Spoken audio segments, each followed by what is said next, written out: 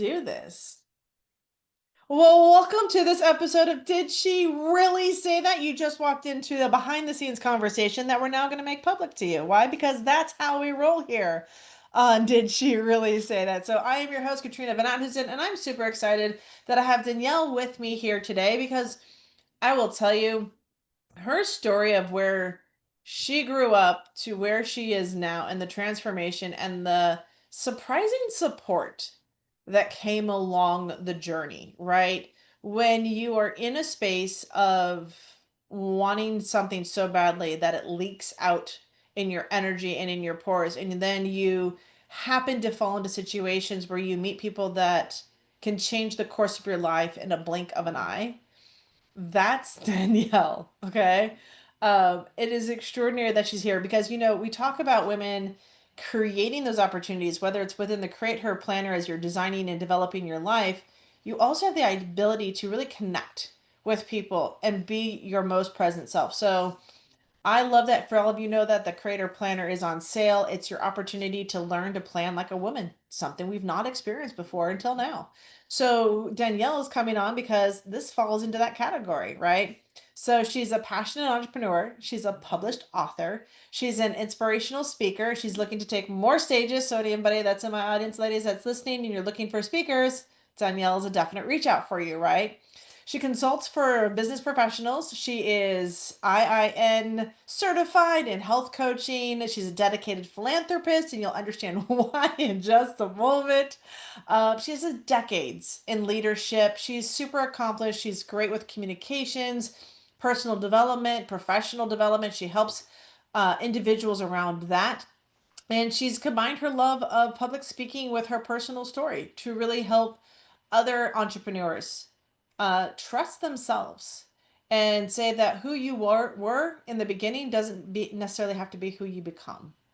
And so I'm super excited, Danielle, to have you here. So thank you for saying yes and being on our podcast. Did she really say that?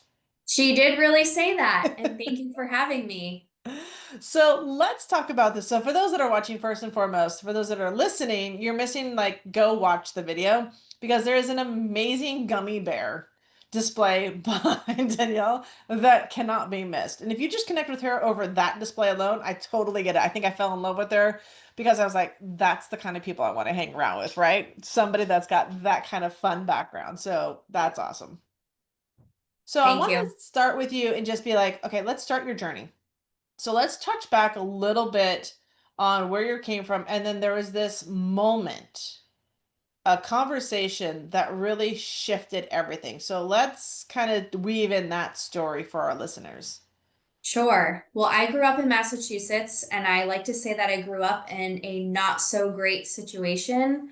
But when I was 13, I saw a show that changed the course of my life, and that show was called Trading Spaces. Paige Davis was the host, and it was when two sets of neighbors traded houses and they would redesign a room for one another. As I was watching this show, I didn't understand why these couples were jumping up for joy and smiling, laughing, and crying because of how much they love their homes. It didn't Mm. make sense to me because I was running away from my home. I had a suitcase packed. My friends' parents would catch me in the middle of the night with my suitcase down a main road and they'd take me back home. And, I was trying to sleep over my friends' houses as many nights as possible without getting caught.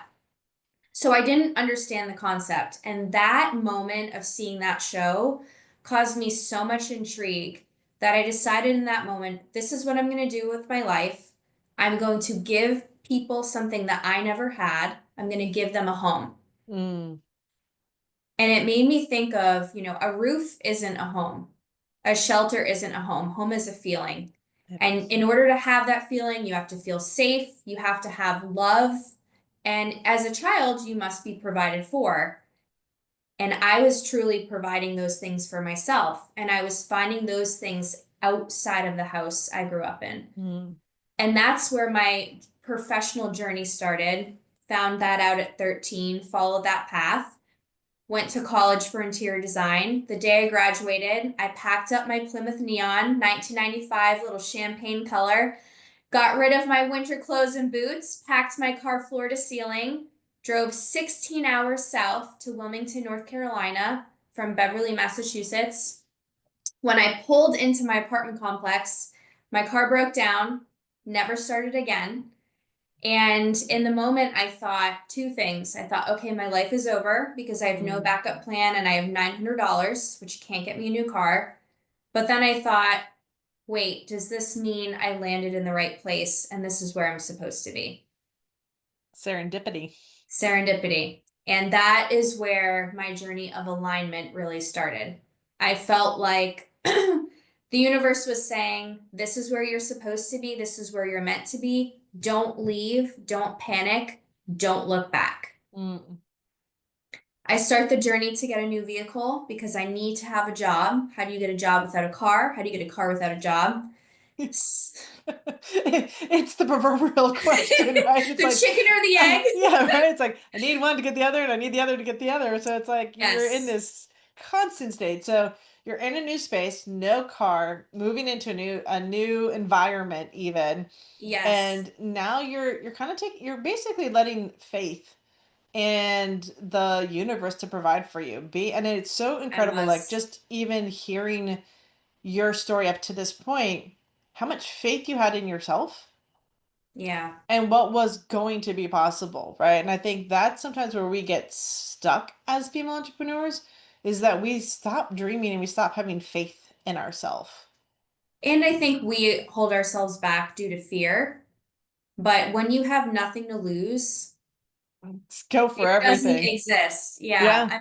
When I think about it, I'm like, wow, that was crazy that Mm, I just left everyone and everything and decided that this place was going to give me everything. But right. I knew I could trust myself to make that happen.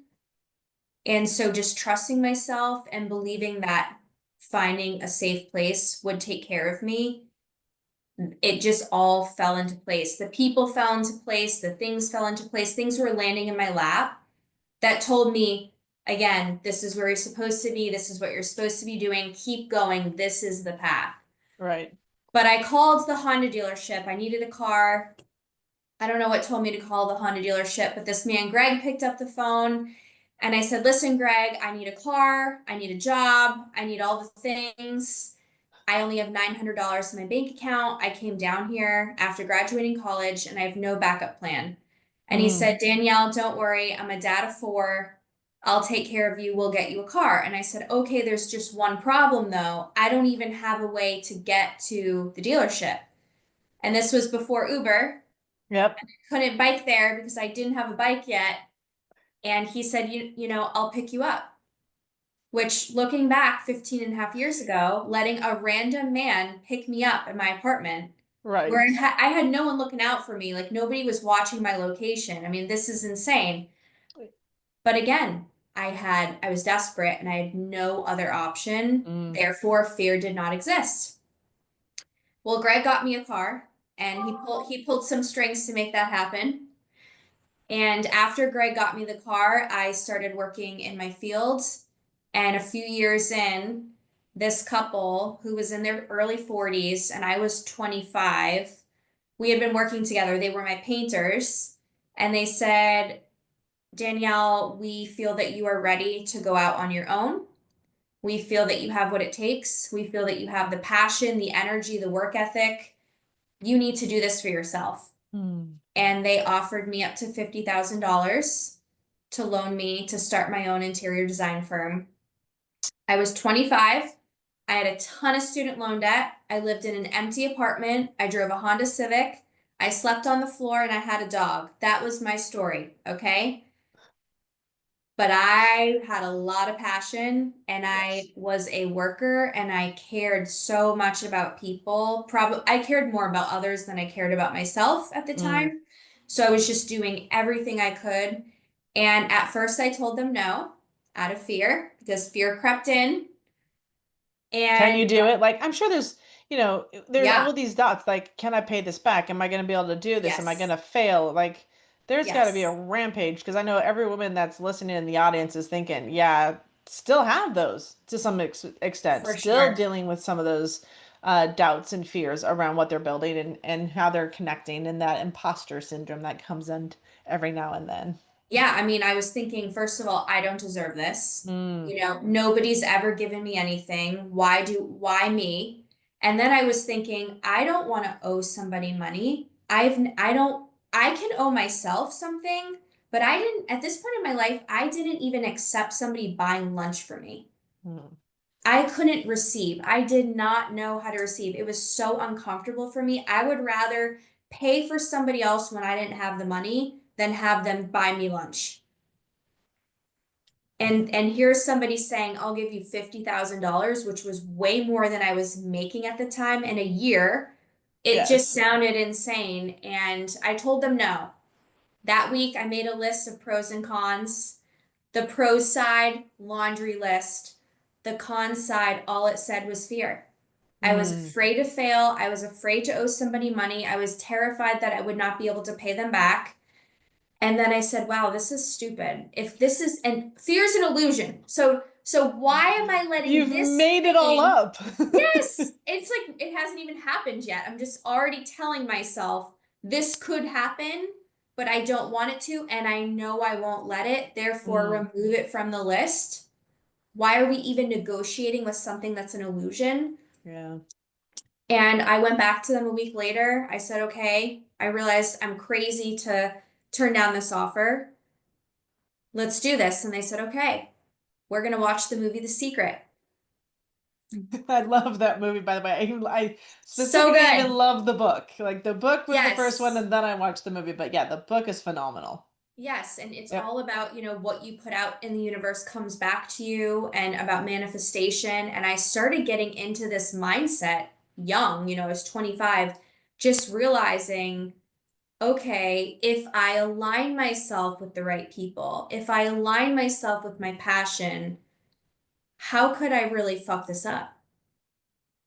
Good question. Could You you? Is know? it even possible, right? Like, Like come it on. felt good at the time. So I watched this movie, I'm all hyped. I take their money, I deposit it into my account. I put my notice in at work. A week later, I start my own company essentially with an assistant, a stapler, and a laptop. Okay. Doesn't Let's take go. much to start an interior No. design company. Like, that's the basis. Those were the basics, and then we had to open up all the accounts and everything, but that Yeah. was the start of it. And then 2 weeks later, my ex-employer decided to sue me on my 26th birthday. Yikes. And I got a phone call from the sheriff's office, and they said, where are you? We want to confirm that you're at this office location, and we are coming to serve you. And I said, I'm so sorry. I don't know what that means. Serve me ice cream? What does that mean? And they said, actually, you're being sued. And Ugh. there were three lawsuits, one for me, one for my company, and one for my assistant because she had They went followed me after around. all three of you? All three. Wow. Three. So I was 26 that day. I said, okay, turn around. I will come pick these up, but I'm working in a co-working space and you will ruin my entire career.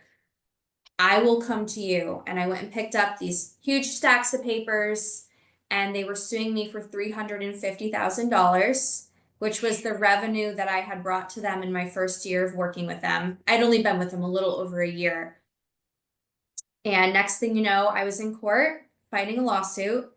And my moment of did she really say that was when we were in court, we had to basically go before the lawsuit was seen. And it's something called a preliminary motion.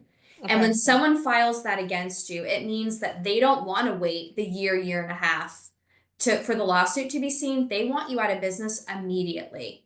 And Wow. This is a yes, vendetta at this this point. is, yeah, this was to take down a kid. I mean, this was not right. This was obviously, they were Yeah. after money. They did not care about me as a human. Mm, And in that process, the judge is saying, listen, guys, no one's going to win. The only people that win are the attorneys. Why don't you go through a mediation process? And so they came back and they offered me to settle for $10,000. So this mm. went from 350 down to 10. And my attorney comes to me with this offer and he says, Danielle, this is an incredible offer and this will Yeah. be over today and you won't owe me one more penny. And I said, I'm not doing it. I'm not doing it. Wow. And he said, why? You're going to pay me more than this $10,000. And I said, listen, why am I going to pay them when I didn't do anything wrong? Why am I going to pay them when Amen. all I want to do is go to work? I mean, if they're going to stop me from working, that's criminal. I Yep. mean, and when I told him no, he said, you are making a big mistake. You're Mm, gonna pay a lot, you're gonna pay me a lot more than this 10,000.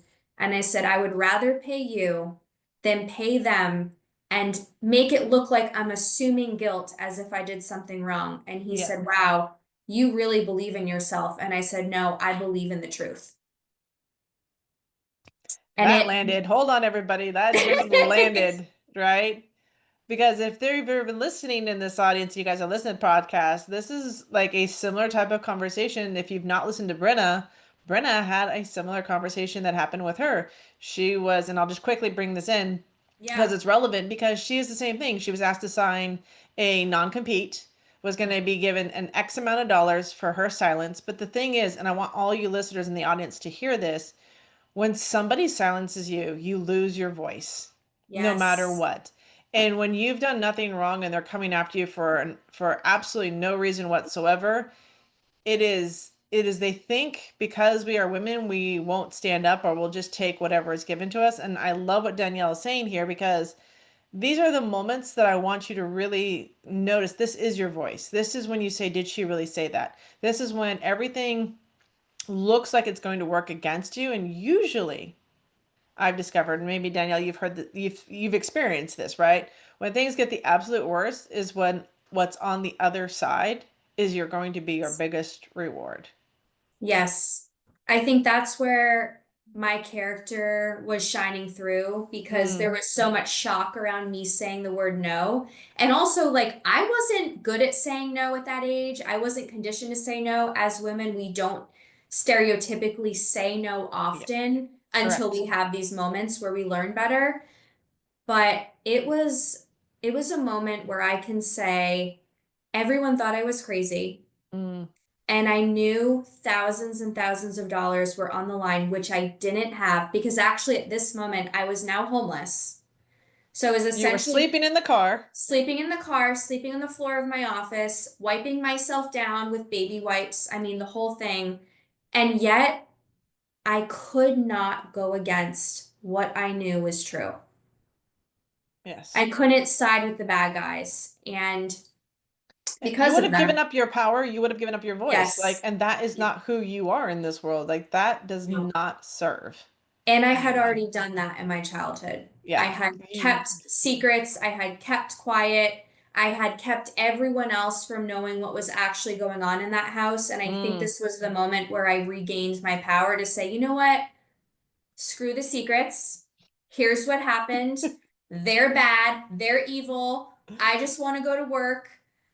yeah. And after that, it was probably like another month later, they ended up dropping the lawsuit. Mm, And I did pay a little bit more to the attorney than I would have paid, but I mean, ultimately it was so worth it. And when I paid off the attorney, my business had just gone like this. I mean, it had just grown and grown because my life was on the line. I owed people money, good people that had believed in me and given me yep. an opportunity. They believed in me more than I believed in myself.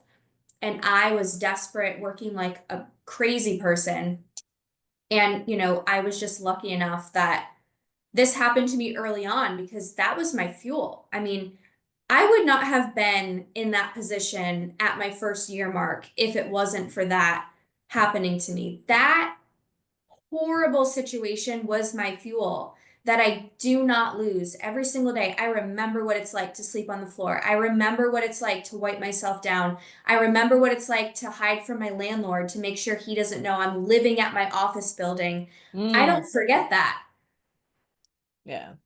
Because that's the fabric woven into everything you've built and who Yes. you've become in this entrepreneurial journey is building your Yes. business. So that's where you've gotten here. So then you said your business just started taking off. It started going vertical. What was it like for you in that moment to then look at, okay, my business is becoming successful. Like, what do you wish somebody had said to you as you come out of that ugliness and as you're stepping Mhm. into the light, right, of what's next? What were some of the learning curves that you had in growing this business? I think when you know yourself, Mm, you can tell yourself it will work out. true. Because there are days, weeks, months, and years where you're like, why am I doing this? This is not fun, first of all. Yep. Many times you're not getting paid. Cash flow is a bitch. And True you're story. wondering, like, is this worth it? I could just go work for someone else and it would be stable and I can, I'll be off on weekends and my mind will be free and clear of stress. But with I if like you that have, thinking. I know, right? If you have the mental toughness Yeah, that it takes to be an entrepreneur, the reward is there waiting for you. But you agree. have to be able to withstand the peaks and the valleys. There is never a time where it's just stagnant line, consistent, stable. No, but you know what's fun is the high highs. The low Yes. lows suck, but the high highs, I don't want to give that up. I'm riding for that. I'm surfing for Is there that wave. something we can find in the middle so it's not quite so low low? It's more like Yeah, mid with a much higher high, then coming back down to mid without the steep, deep valley drops that some of us women have experienced in our journey as entrepreneurship. That's where I think a lot of us on this, and I think guessing yourself, it's that's where the true like peace of mind comes in, is that you're just coming back yeah. down to a balance and not necessarily going back down to a dip. Yes, yeah, you're not in the trenches. I think after year 7, you're out of the trenches. If you Mm, can make it, my painter who loaned me the money, he has become a father figure to me and he's a mentor. And he told me early on, he said, Danielle, if you can make it through the first year, mm. just keep going to year 3. And if you can make it through year 3, you're here to stay. And if you make it to year 5, you're going to have money in your bank account and you're going to say, I don't even know how that got there. And if you can make it to year 7, you're going to say, I could do this forever. I've got this Mm. figured out. And to the day, he was so accurate. And I never forgot that because, year 1 is hell. The It first is. 3 years are awful. The first 5 are survival. And like, am I even paying myself? I don't know. Am I profitable? I don't even know. I just keep going. But Yeah. yeah, year 7, things start to stabilize. The trenches aren't feeling like you're stuck in the war. They're, more level, calmer waters. And then year 10, it's like, it's fun. It's really fun. And you get to have fun with it in a different way because you just trust the process. The slow times will balance out. When you're too busy, you're going to wish for the slow times. And at the end of the day, you put all the work in, and the universe is just going to give you back what you've put into it. Agree. I love the journey that you kind of shared, because it's a one, it is a three, it is a five, it is a seven, then becomes a Yeah, 10. I'm guessing at this point you're past the 10-year mark. Is that correct? I'm in my 12th year, See? And and what lessons have you learned in the 12 years? oh my gosh, so many. I think the biggest one is that failure is necessary, Mm, true. and failure is the best gift we could ever receive because you learn a lot more from failure than you do from success. I also feel Amen. like when you surround yourself with the right people, or when you know that you're in alignment, the right people show up. Like I can look back to parts of my life and be like, I was misaligned with myself because of who was showing up in my life. I mean, everyone gets one bad partner to write off, okay? But like the other people that show up, it's scary. But when you're in alignment and the right people show up, if you just love and foster those relationships, they will take care of you. And those people, like my chosen family, my family that I built down here, they have given me everything. They have Mm, brought me to the water. They have scooped me up and taken me in for holidays. They have given me and referred me to business. And I just feel so taken care of. mm, And, they may have given me that opportunity, but because I accepted it, they also learned what it's like to contribute to somebody else's future. Yeah.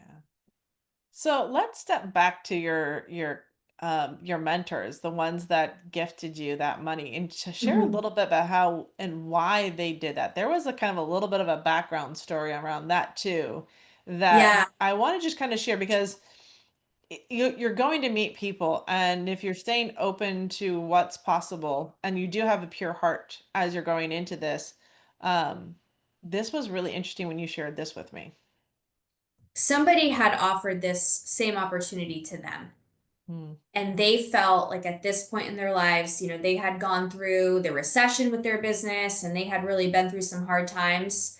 And they were coming up on the other side and they felt almost like I was the chosen one. They Hmm. wanted to do this for someone else and as if they were looking.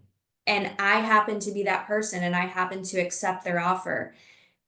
And so that ripple effect, I was then able to go help other people. And they just had told me early on, like, we hope that you go do this for somebody else. And I was like, of course, I would love to do that. And that ripple is continuing to ripple. So we feel like we're part of something bigger, but to give the gift of entrepreneurship, but more importantly, the belief in someone that they don't have in themselves is the real gift.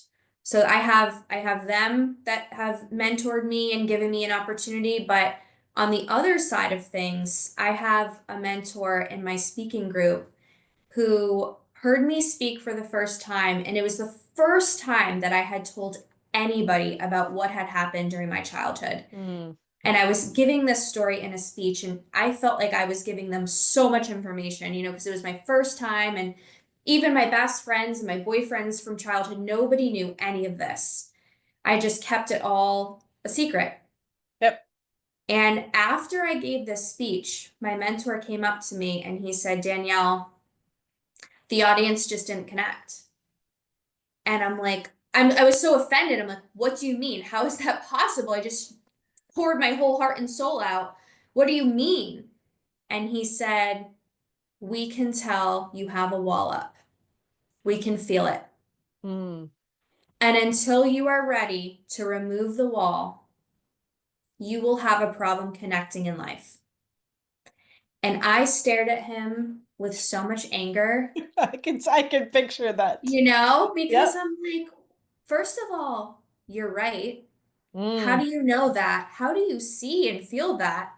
I haven't known you long enough. How do you see this in me? And I thought about that for months. And then I thought to myself, okay, I thought vulnerability was weakness.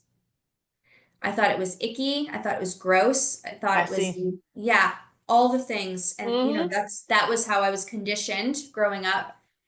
But I realized in that moment that what I really wanted in life, through my career, through everything, was connection. And if I wanted that, I had to remove these barriers that were stopping me from loving another person, from sharing secrets with another person, and I worked really hard to remove those walls. And now I just connect through sharing my story. And if it wasn't for him, I'm not sure I would be comfortable ever sharing my story, or I wouldn't have gotten that reward on the other side. Because once you start sharing, it's that one person in the room that you're doing it for. Yeah. And once I started to feel the impact of that, and like people needed to hear what I was saying, or they needed to know that they could get through the things that I had gotten through, I knew that there was purpose in everything I had been through. That, like, my experiences were gifts.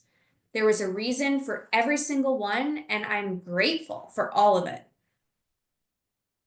Yeah. There's something that you said, and for the audience and our audience that's listening, one thing I want you to take away is that Danielle's done the work, first and foremost. You can hear it. A lot of And therapy. she's Over done 10 the years of work. therapy. Right. And there's something like even that I've learned is that sometimes there are what blocks us is that we hold a charge on it. It's still an emotional connection for us. And one of the things that I've learned over the years is if you can remove the emotional charge and really just share the story as is without like still being present in the moment of what's happening, but able to step back and look at who you are right now in the present, that ability is not easy to develop. I will tell you that in the first. Um, but it does allow that human connection that we're all asking each other for, right? I hear it a lot, even on this podcast, as I interview extraordinary women, that we want to build better connections, we want to build better teams. And it takes both sides, all of us, to really sit down and be our most, like we talk about authenticity. I feel like that's a band-aid word. Yeah, it is. It The is. authenticity. I want you to be your most authentic self. It's like, no, I want you to be your true self. Fears, upsets, secrets, all of that. Because once you once you embrace your secrets and you're able to verbalize them, it no longer becomes a secret. It's not something that can hurt you. And I know from experience, because once I was able to verbalize what I thought was a secret, it actually lost a lot of its charge. It lost a lot of its Yes. shame. It lost all of its shame. It lost all of its blame. It lost all of its hurt, because started to understand that we are meaning making machines, and we make meaning out of everything, and then we carry those meanings throughout our lives, and we keep making meaning out of that same story over and over again. So man, And work. our body stores Oh, all totally of those stored. emotions. So if you don't get rid of them, Yeah, they will stay in you and manifest into illness and all these other issues that we everything. don't want. We don't Yeah. want it staying anywhere. Yeah, and for women specifically, I was talking with a stress lady that specializes in stress for women. She says we carry stress as women in our neck and in the front part. It's Yes. right where our heart is. So Heart if you want to chakra. know your heart chakra, right? So if you want to know where our most stress is, we hold it in our throat and in our heart. That should tell you something as women, that that is the number one place where we hold uh, everything that's been said against us. That's where we hold it until you can release that and you say you want to be open and serving and have a voice. That's the first place you've got to look, is where is your voice and where is your heart and where are you guarding it? Because once you open that, everything begins to change.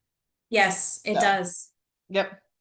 So, what is something that brings you the most inspiration? I love hearing people's stories. I Mm, am addicted. I'm addicted to finding the relationship and the connection between me and someone else who's so different from me, because I do believe that we all have things in common, and I love yes. finding out what those things are. Learning about somebody else is intriguing to me. I'm super curious about people and their stories. I love laughing about their stories and just being like, "Oh wow, that's crazy. I've never heard that." Or I love meeting unique people that are very different. But I also am addicted to like celebrity memoirs. I listen to Mm, those on audiobook because I just learn so much about people. And at the end of the day, we're all the same and we're all looking for the same things. We're looking for connection, we're looking for love, we're looking for purpose. So it's like we're all telling it in a different way, but we're all really looking for the same thing. yes. 100% agree. So, what's next for Danielle? As we wrap up this episode, what's next for you? Where do you see the 2026 in the future looking like for you? I want to be connecting with people all over the world, on stages, in rooms, in conferences, where I can share my story to help others. I can also help nonprofits that contribute to preventing childhood abuse. I want to be a part of those circles because I went through things that I didn't have the help for at the time, and I had to deal with it when I was an adult, and that did not go over well for a lot of people in my life, and it wasn't fair to them, but it also put all this work and burden on my adulthood when my childhood was already stolen and ended short. Yeah. I feel like doing the work when you are a child, anyone that contributes to that world, I want to be a part of it. I want to help. I believe in it. I know that it's working and it's changing lives, and it's the ripple effect. If Again, you help that yes. one kid, it's everyone in that person's life that So, benefits. the audience wants to know, are you giving up interior design? Is that going to be taking care of No, itself as you step onto stages and you build no, this just kind of doing next all the level? things, all Okay. the things. Okay. Yeah. Just curious, I'll because I'm always, like, there's still that yeah. interior designer bit of you. Like you've been Oh, doing this, yeah. and it's like, are we adding on or are we Adding on. replacing? Adding on. Always adding, never subtracting, always adding. I have so many passions, and I love the fact that when you're an entrepreneur, you get to decide what your schedule's like and you can decide what you want to do. I can do all the things. I don't have to make a choice between A and B. I Mm, can do A through Z because I'm yep. in control and I have the freedom to do that. I love it. So let's talk about your book real quick as we wrap up. So I know that you are have a book that you're going to be giving out for all my Instagram audience members. If you're there, you're going to absolutely want to get into the show notes and follow Danielle. And she's got a book that she wants to gift to you, but you've got to DM her and let her say the word create. You got to put the word create her. So CREATHER, create her. You know, that's our gift and giveaway word for all of our speakers and guests on here. So when you say, "Hey, I heard you on the podcast," did she really say that? And I'm the secret word is create her. Danielle's got a special gift. So talk to us a little bit about the book. Yes, I wrote a memoir in 2020, released it on January 1st, 2021. It's called 180 Degrees, Mm. Emerging from Childhood Darkness. And it's Ooh, how I went from the childhood of darkness into the light as an adult. And my story is your story. yeah. We can do it in different ways, but like I was saying, there's so many similarities. And the So good thing many. is, I have a happy ending. I have a very happy ending. I live a great life. And for 18 years of my life, I was just waiting for that light at the end of the tunnel, waiting to get out. And now I'm out and I'm safe and I have all the things I could ever want. And I hope that my book can be an inspiration to someone else who needs to hear it because of what they're currently going through. I love it. So, ladies and gents, I know you're in the audience also. Definitely pick up this book. Connect with Danielle. You know, she's got such an amazing story, and I know that she will continue blessing people. So, when you work with her, when you hear her, you know, it's coming from the heart. And I think there's a special place for my audience when you listen to each one of my guests on here. And did she really say that? And she's said a lot of stuff. If you haven't been listening, you're sitting there going, "Dear God, did she just really say that?" Like, dear God, was that how she lived her life? Dear Lord, like, and I hear it, right? And so I want you just to realize that we are connected. We are connected to Danielle. We are connected to each other. And as women in business, as we hear and we support other women in business, we get to really impact and change the world. So for the audience, I've got two requests for you on behalf of Danielle. One, if you know of any speaking stages that where she can be an impact with her story that you just heard part of today, is number one. And number two, definitely grab hold of that book, instant message her, direct message her on Instagram, you know, connect with her, follow her. This is where, as a collective, as a women that are listening and that we're building together, connect with each other. That is the biggest energy shift we can bring to the table is really connecting with each other, learning from each other, supporting each other, and cheering each other on. So, any last words of wisdom, Danielle, before we wrap up this episode?